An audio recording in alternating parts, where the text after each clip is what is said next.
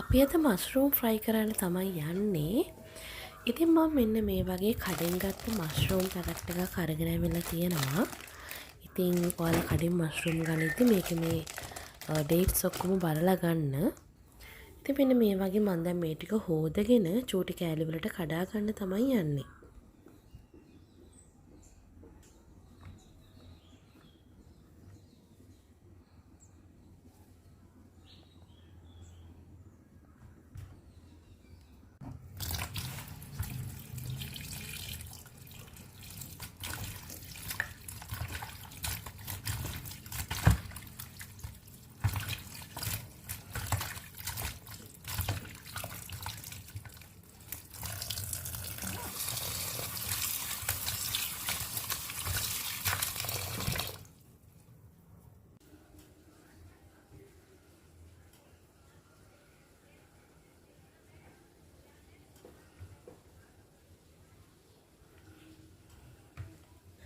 මන්ද මෙන්න මේ විදිහට චූටි චූටි තීරු වලට ඉරාගෙන තියෙනවා. ඔයාලා කැමති සයිස් එකකට මේක කඩා ගන්න පුළුවන්.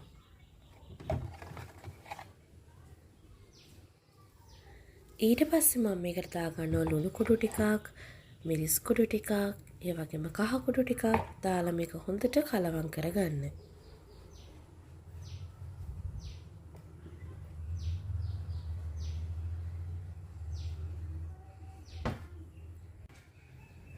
ඔයාලට මේක අතින් කලවම් කරගන්න පුළුවන් නම් හොඳයි. ඉතින් අර මගේ අත දැවිල්ල ගන්නවා මේක අතින් කලවම් කරොත්. ඒ නිසා මම මෙන්න මේ වගේ හැන්දක් අරගෙන මේක කලවම් කරගන්නවා.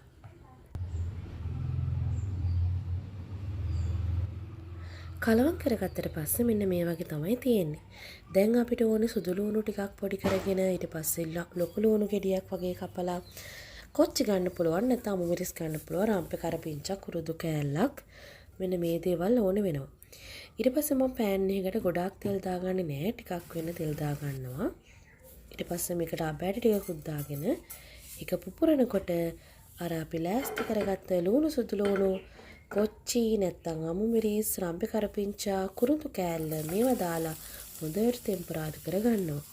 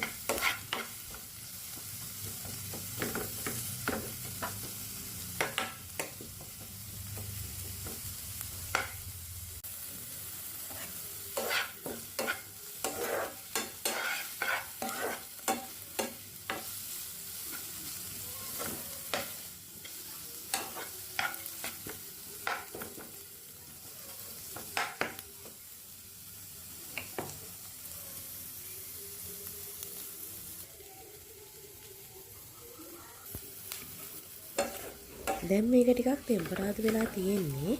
දැන් මේ වෙලාවෙදී ඔයාලට පුළුවන් අර අපි මිරිස් කහ කුඩු ලුණු දාලා පොඩ්ඩක් හදාගත්ත මස්රූම් එක මේකට එකතු කරගන්න.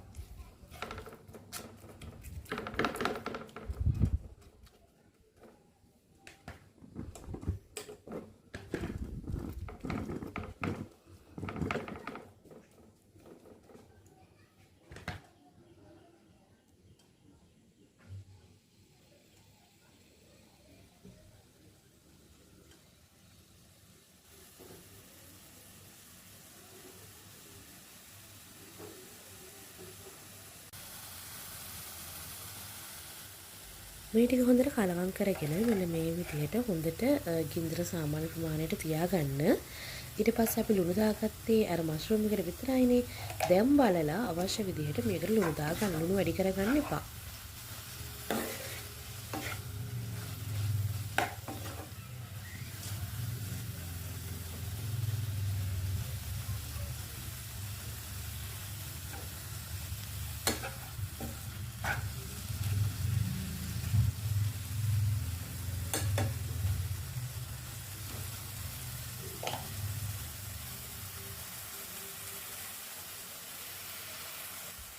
දැන් මම මේක ටිකක් තව සැර වෙන්න කෑලි මිරිස් දාලා මික්ස් කරගන්නවා. ඔයාලගේ සැර අනුව කෑලි මිරිස් දාගන්න.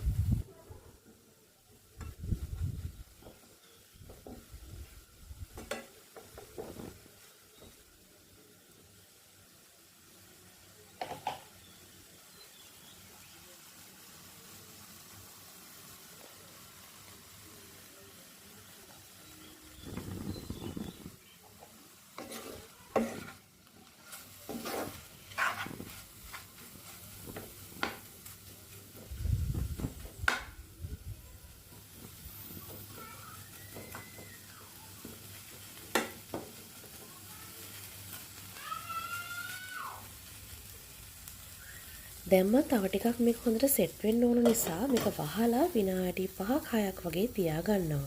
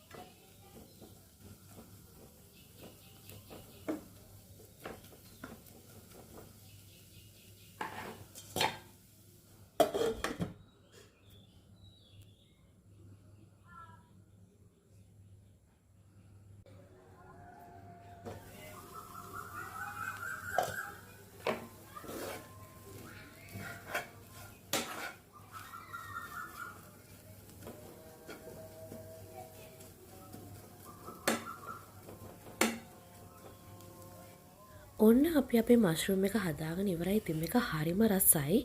ඔයාලත් මේ විදියටම හදලා බලන්න. ලොකු වෙලාවක් යන්නේ නැහැ. ඉක්මනට හදාගන්න පුළුවන්.